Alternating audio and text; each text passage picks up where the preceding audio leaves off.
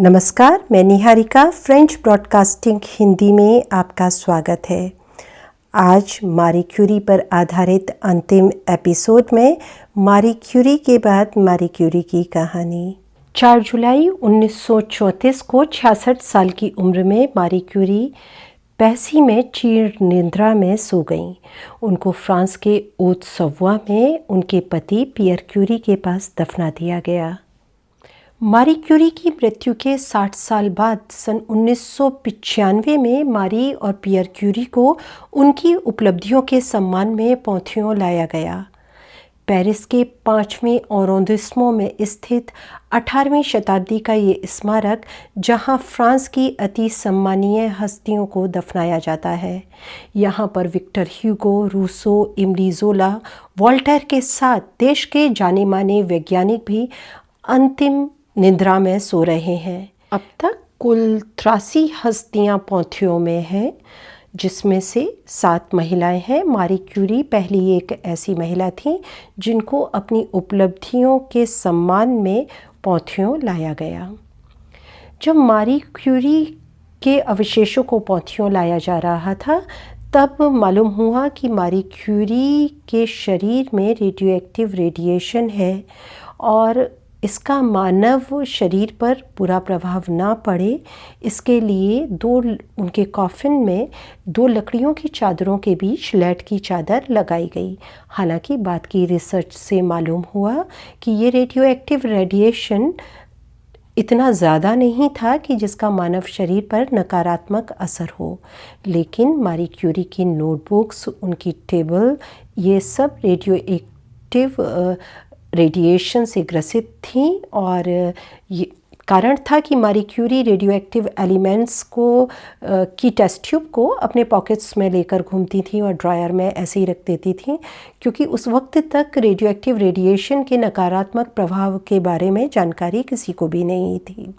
बाद के सालों में मालूम हुआ, तब इनके लिए प्रॉपर मेजर्स लिए गए। मारी क्यूरी की नोटबुक आज भी पेरिस की नेशनल लाइब्रेरी में हैं, जिनको कंसल्ट किया जा सकता है। तो जो ओरिजिनल नोटबुक्स हैं उनको कंसल्ट करने के लिए विशेष प्रकार के रेडियोएक्टिव निरोधी कपड़े पहनने पड़ते हैं।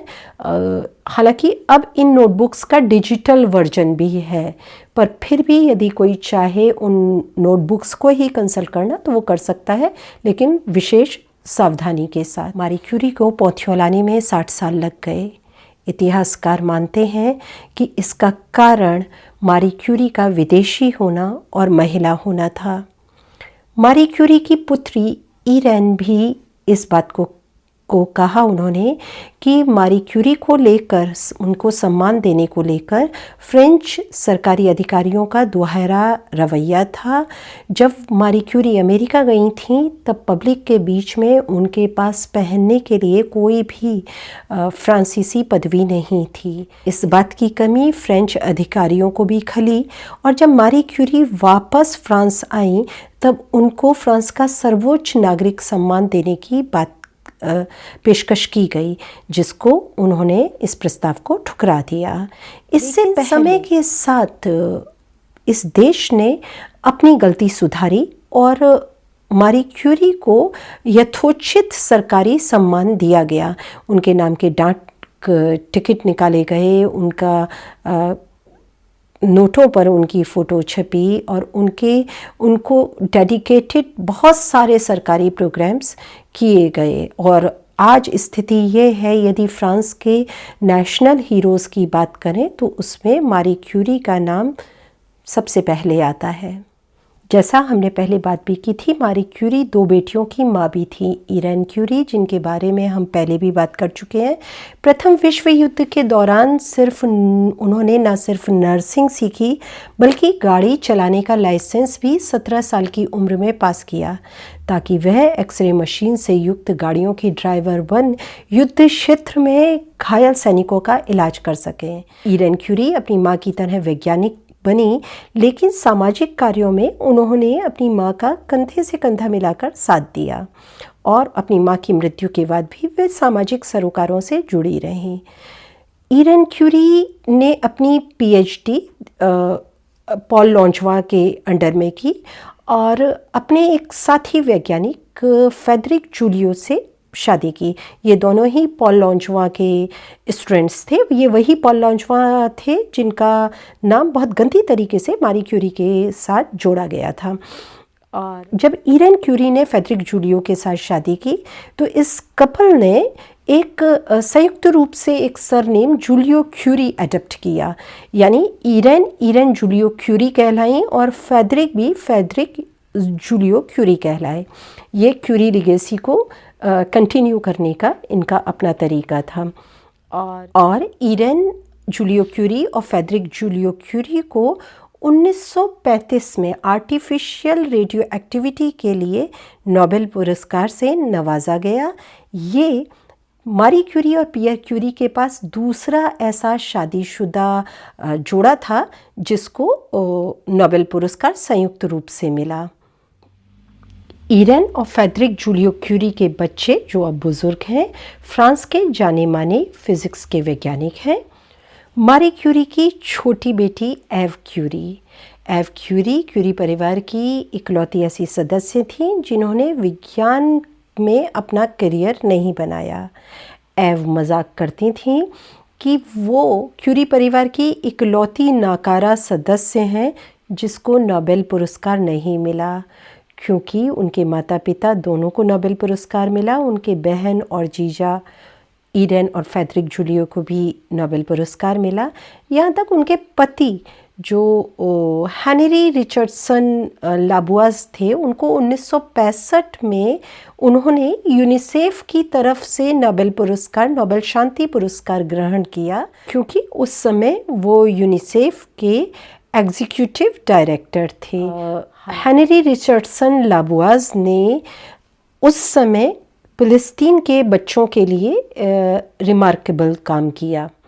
एव क्यूरी जो शुरू में एक पियानिस्ट थी, वो लिखती हैं कि उनको विज्ञान में ना होकर कला में रुचि थी और ये उनकी माँ ही थी जिन्होंने उनको पियानिस्ट होने के लिए प्रोत्साहित किया।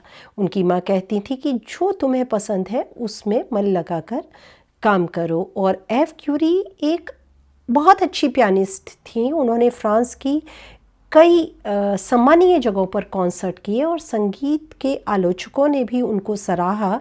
लेकिन एव क्यूरी कहती हैं कि क्यूरी परिवार में बहुत अच्छा होना काफ़ी नहीं था, वहाँ पर अतुलनीय होना ज़रूरी होता था। और इसलिए एव क्यूरी को लगता है कि उनको बतौर पियानिस्ट उनका वो स्तर नहीं है जो होना चाहिए, इसलिए वो पियानो छोड़ देती हैं और लेखन और पत्रकारिता की तरफ रुख करती हैं। जब मारी क्यूरी का निधन हुआ तो एक अमेरिकन पब्लिशर ने एव क्यूरी से मारी क्यूरी की बायोग्राफी लिखने की पेशकश की, जिसको शुरू में उन्होंने ठुकरा दिया, लेकिन बाद में वो मान गईं और उस बायोग्राफी को लिखने के लिए वो वापस पोलैंड चली गई, क्योंकि वो बतौर लेखक मारी क्यूरी के बचपन को दोबारा से देखना चाहती थीं। 1934 से 1951 तक 71 बायोग्राफी सिर्फ फ्रांस में मारी क्यूरी के ऊपर लिखी गई, जिसमें एव क्यूरी द्वारा लिखी गई बायोग्राफी को सबसे प्रामाणिक माना जाता है। हालांकि एव द्वितीय विश्व युद्ध के दौरान नाजी विरोधी विचारधारा के चलते 1940 में फ्रांस छोड़कर इंग्लैंड चली गईं। उनको जाना पड़ा। उन्होंने अन्य बुद्धिजीवियों के साथ अपने देश फ्रांस के लिए फ्रांस लीव्र यानी आज़ाद फ्रांस का सपना देखा और अपनी कलम और आवाज़ को इस सपने के लिए समर्पित किया। रेडियो लंदन पर उनके क्रांतिकारी विचारों के चलते नाजी अधिकृत फ्रांस में उनकी संपत्ति जब्त कर ली गई। हालांकि दूसरे विश्व युद्ध के दौरान वो ज़्यादातर इंग्लैंड में रहीं, लेकिन उन्होंने अमेरिका का रुख किया और वहाँ पर न्यूयॉर्क से युद्ध संवाददाता के तौर पर युद्ध प्रभावित क्षेत्रों का दौरा किया। इसी दौरान वो लीबिया गईं, ग्रीक गईं और एशिया की भी उन्होंने यात्रा की। वो न सिर्फ चीन के लीडर्स से मिली, बल्कि मार्च 1941 में उन्होंने महात्मा गांधी से भी भेंट की। अपनी इस मुलाकात का ब्यौरा देते हुए एव लिखती हैं कि वो महात्मा गांधी की सरलता और सशक्त विचारों की मुरीद हो गईं। उन्होंने वहाँ पर अपनी किताब महात्मा गांधी को भेंट किया। वह एक खूबसूरत व्यवस्थित महिला थीं जिनकी समझदारी के चार्म से शायद ही कोई अछूता था। यही कारण था कि फ्रांस के राष्ट्रपति शार्ल द गोल और मारी क्यूरी के साथी वैज्ञानिक आइंस्टीन जैसे लोग भी एव क्यूरी के प्रशंसक थे। एव की इच्छा शक्ति का अंदाज़ा इस घटना से लगाया जा सकता है कि उनकी बहन की बेटी एलन कहती हैं कि जब ट्विन टावर पर हमला हुआ तब एलन न्यूयॉर्क में ही रहती थी और उनका घर ट्विन टावर के पास ही था। उनको एव क्यूरी का उस दिन फ़ोन आता है और वो कहती हैं तुम्हारे घर पर राख के बादल छाए होंगे, तुम बच्चों को लेकर मेरे घर आ जाओ। एलन बताती हैं वो बच्चों को लेकर जब एव के घर पहुंची तो वो दरवाज़े पर उनका इंतज़ार कर रही थीं। शाम को जब पूरा परिवार टीवी देख रहा था, एव उनसे बोली मुझे ये पेरिस की याद दिला रहा है जब नाजी सेना पेरिस में कब्ज़ा कर रही थी। हम ऐसे नहीं बैठे रह सकते, लोगों को हमारी ज़रूरत है। और वो दूसरे दिन सुबह जाकर वॉलंटियर्स में अपना नाम दर्ज करा देती हैं। इस वक्त एव क्यूरी की उम्र 92 ईयर्स थी। स्टेट उनकी इच्छा शक्ति का सम्मान करता है, लेकिन उनकी शारीरिक दुर्बलता के मद्देनज़र उनके इस अनुरोध को टाल देता है। एव के 100वें जन्मदिन पर UN secretary general Kofi Annan, America के राष्ट्रपति डब्ल्यू बुश और फ्रांस के तत्कालीन राष्ट्रपति जैक शिराक उनसे मिलने न्यूयॉर्क के उनके फ्लैट पर जाते हैं। इस दौरान जैक शिराक उनको फ्रांस का सर्वोच्च नागरिक सम्मान देते हैं, जिसको वो बड़े झिझक के साथ स्वीकारती हैं। एव 102 वर्ष की उम्र में दुनिया को अलविदा कहती हैं। अब बात मैडम क्यूरी से जुड़े मिथ की। मैडम क्यूरी को एक अपवाद की तरह पेश किया गया। उनके ऊपर जितनी भी किताबें लिखी गईं, जितने भी आर्टिकल्स लिखे गए, उसमें उनको एक अपवाद की तरह पेश किया गया, न कि एक उदाहरण की तरह। एक दूसरी बात ये, जब मारी क्यूरी अमेरिका गई थी 1921 में, तब उस दौरान उसके 2 साल में मारी क्यूरी पर लगभग 20,000 आर्टिकल्स अमेरिकन प्रेस में छपे। उस 20,000 आर्टिकल्स में ज़्यादातर इस तरीके से उसको फॉर्म किया गया था कि वो पहले एक एक्सेप्शनल वाइफ हैं, उसके बाद वो एक्सेप्शनल मदर हैं, उसके बाद वो एक्सेप्शनल साइंटिस्ट हैं। यानी उस वक्त ये मानसिकता थी कि एक महिला एक्सेप्शनल साइंटिस्ट हो सकती है, लेकिन पहले एक एक्सेप्शनल पत्नी और माँ होने के बाद।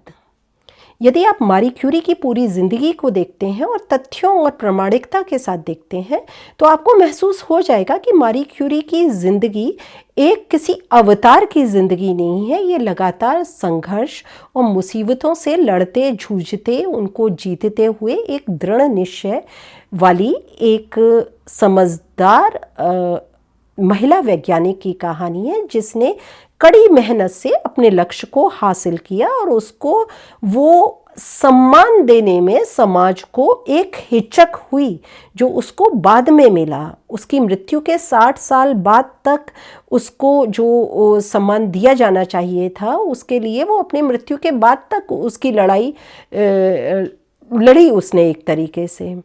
मारी क्यूरी को पढ़ते हुए एक बात और मेरे दिमाग में कौंधती है, वो ये कि हम कभी अपने लड़कों को किसी महिला वैज्ञानिक या किसी सफल महिला का उदाहरण नहीं देते हैं। हम कभी ये नहीं कहते हैं अपने बेटे से कि तुम यदि वैज्ञानिक बनना चाहते हो तो मारी क्यूरी की तरह वैज्ञानिक बनो। हम अपने लड़के को स्पेशली ये कहते हैं कि तुम आइंस्टाइन की तरह वैज्ञानिक बनो या न्यूटन की तरह वैज्ञानिक बनो, पर कभी ये नहीं कह पाते कि मारी क्यूरी की तरह वैज्ञानिक बनो। हिंदी के छात्रों को एक करेक्शन और कर लेना चाहिए कि नाम मारी क्यूरी का नाम पहले मारिया स्क्लोदोवस्का था। जब उन्होंने यूनिवर्सिटी में एडमिशन लिया तब उन्होंने अपना नाम मारी लिखा, तब से वो मारिया की जगह मारी स्क्लोदोवस्का और शादी के बाद क्यूरी कहलाईं। आज के इस एपिसोड में इतना ही। अगले एपिसोड में आपसे फिर मुलाकात होगी। तब तक के लिए नमस्कार।